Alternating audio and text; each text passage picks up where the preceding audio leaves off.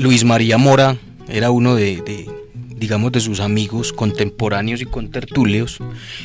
Él hace como una reseña muy interesante acerca de lo que hablamos, de este asunto del cementerio, de esas digamos, noches de bohemia que ellos compartían, y nos cuenta lo siguiente. Dice: un grupo de soñadores, músicos y poetas, al frente del cual iba él, Julio Flores, se dirigía al camposanto a eso de la medianoche, en las más espléndidas ascensiones de luna. El grupo salvaba la verja, tomaba el vial del torreón de Padilla y penetraba en los osarios. Una melancólica música de instrumentos de cuerda sonaba en la cripta. Algunas aves sacudían las alas en los cipreses. Cruzaban de lejos las luciérnagas de los fuegos fatuos y la luna iluminaba los mármoles de las tumbas. Eran confidencias con los sepulcros, eran singulares serenatas a los muertos. Algunos inclinaban la frente contra los troncos de los árboles y meditaban. Algunas veces Julio Flores recitaba sus versos a Silva. Luego el grupo tornaba a la ciudad antes que los sorprendiese la claridad del día, y así terminaban las extravagantes visitas a tantos seres idos, ya libres de las cadenas de la carne.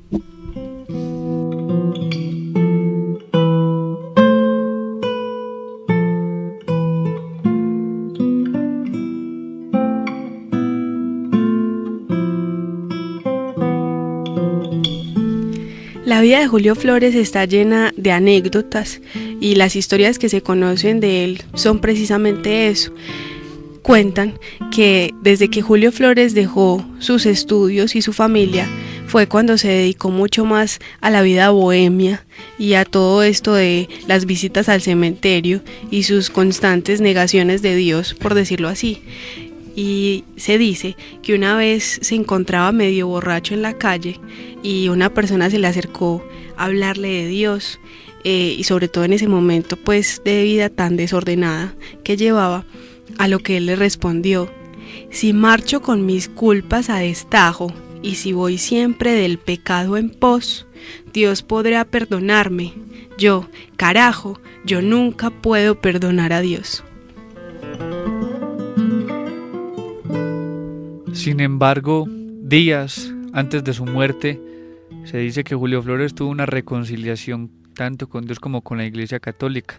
Recordemos que toda su vida estuvo rodeada por ese mismo entorno.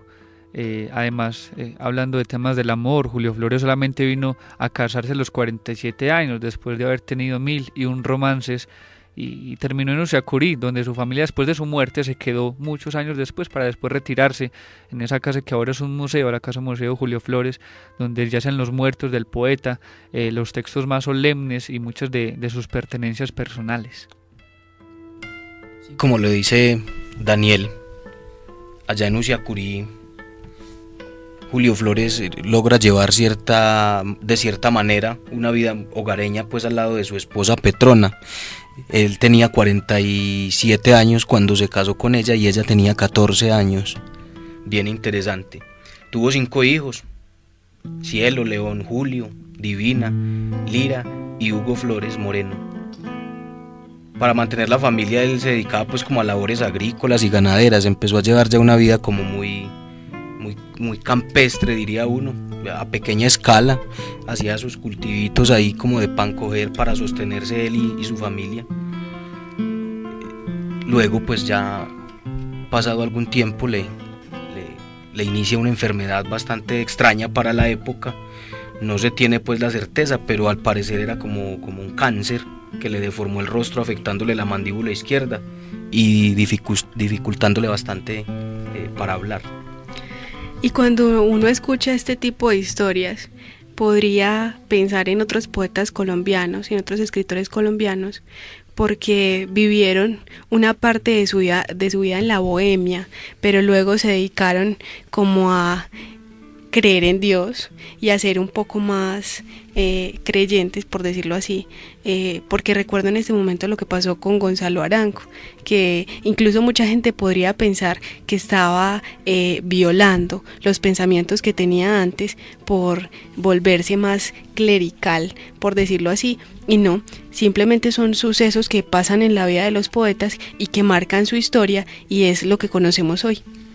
Precisamente recordando esta anécdota con la compañera Carol, un profesor de redacción periodística un día nos dijo que a poetas como Julio Flores y Gonzalo Arango habría que leerlos desde su parte de creyentes y de su parte de no creyentes, aunque si existe la duda, pues en algo se cree, bueno, opinaría yo. Pero Julio llega a Usiacurí, un pueblo muy bonito, por cierto, hermoso, que tiene la iglesia en el recodo de una montaña en todo el centro del pueblito, tratando de buscar una cura para sus males, porque por las famosas aguas y los pozos y los lagos del pueblo de Usiacurí, que decían que tenían unos dones magníficos para curar las enfermedades del hombre.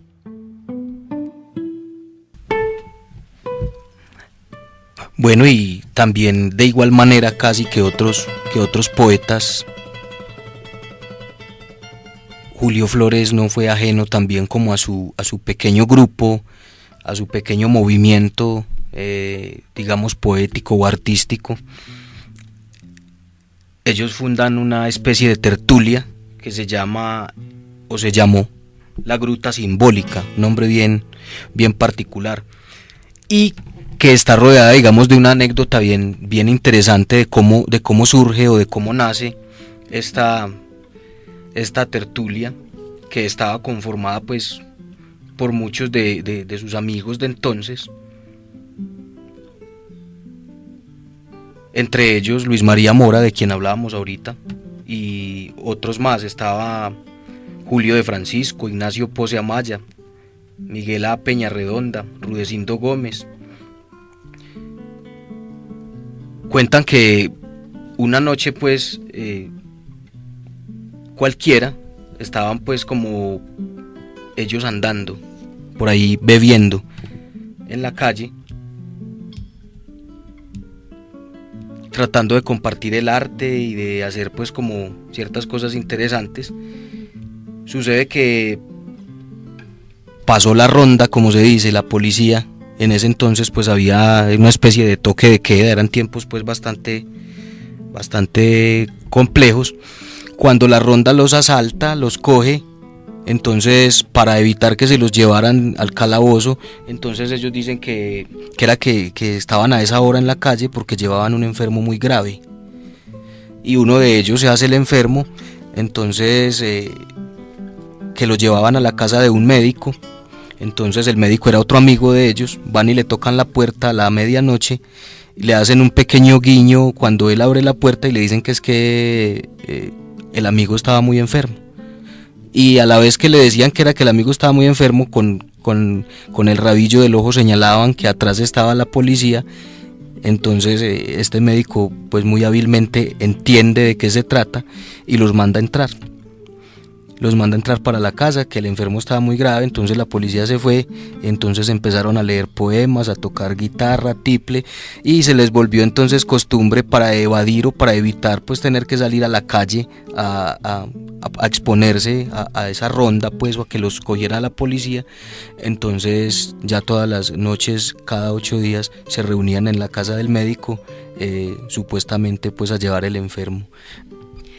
Y son este tipo de historias lo que hacen que uno pueda pensar que la historia de los poetas no es algo individual, sino que siempre está marcada por un grupo y por un colectivo de amigos que también están rodeados por los mismos intereses y, como contaba Marvin, se acolitan muchas cosas.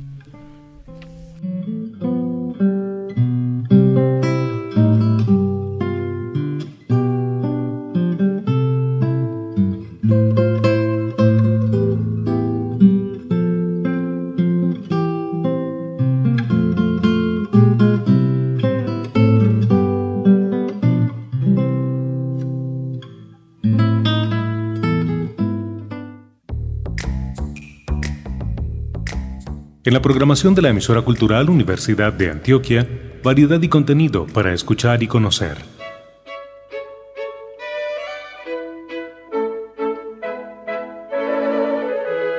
Si a usted le gusta la poesía, le tenemos una invitación. Escuche Poesía Universal, programa dedicado a difundir la obra de los más importantes poetas del mundo. Poesía Universal, todos los jueves a las 10 de la noche en la emisora cultural Universidad de Antioquia, Sistema de Radio Educativa.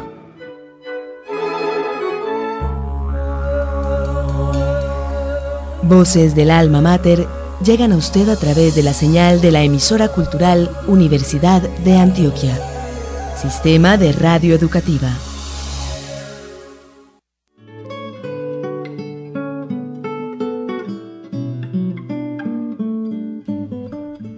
Bueno, lamentablemente, como todos los jueves a esta hora se nos acaba el tiempo. Tanto que hablar de Julio Flores, tanto que hablar de la poesía, de la literatura, de tantos poetas, tantas anécdotas e historias. Hoy un poquito salpicados por la muerte y por lo lúgubre de este cuento de la poesía de Julio Flores. Nos despedimos entonces de ustedes. Recuerden nuestro grupo en Facebook como Sopa de Letras. Últimamente hemos tenido unos aportes muy buenos y queremos acercarlos y proponerles que traten de buscar un análisis que un compañero nuestro, estudiante de filosofía de la Universidad de Antioquia, hizo sobre la vida y la obra de Julio Flores. Por si alguno de ustedes la requiere, pues solamente nos hacen saber.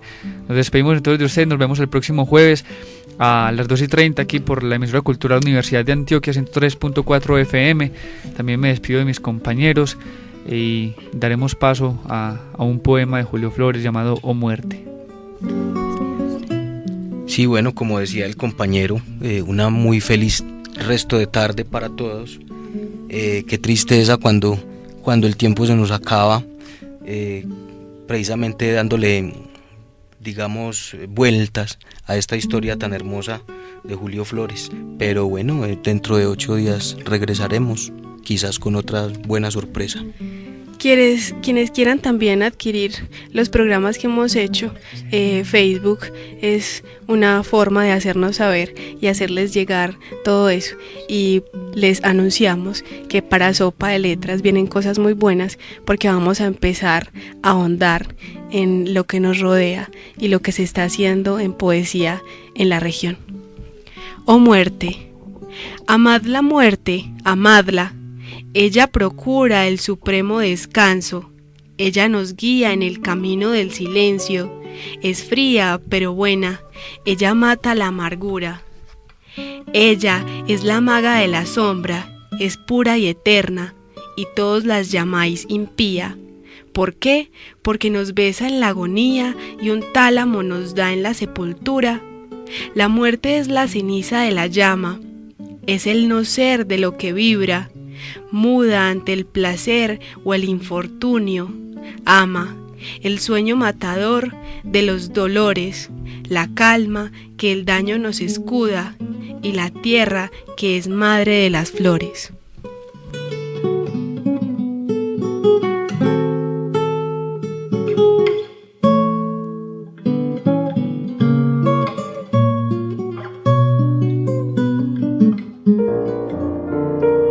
Jardín de Nueva Delhi, las flores y las hojas ordenan el espacio en un liviano acuario de colmenas donde tiembla el color. Hasta aquí, Sopa de Letras, un espacio para alimentar el alma, porque la poesía es una cuestión del corazón que la razón no entiende.